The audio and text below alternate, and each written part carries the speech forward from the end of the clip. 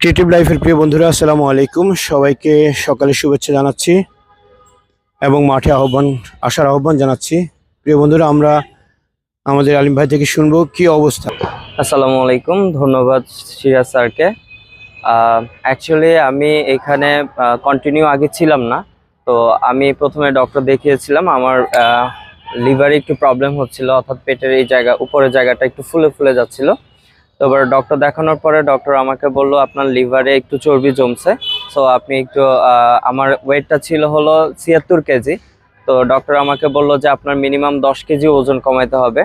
তো এই জন্য আমাকে কিছু ডায়েট চার্ট দিয়েছে খাবারের ক্ষেত্রে, আর বলছে যে মানে মর্নিং ওয়ার্ক করতে। তো আমি তখন নিজে নিজে একা একা ঈদগাহ মাঠের এদিকে আশেপাশে ঘুরতাম, পরে দেখতাম যে ওনারা এখানে প্র্যাকটিস করতো। তো ওনাদের এই জিনিসটা ভালো লাগছে আমার কাছে, যে আমি মনে হলো যে এইভাবে প্র্যাকটিস করলে আমার জন্য ভালো হবে। তখন আমি ওনাদের সাথে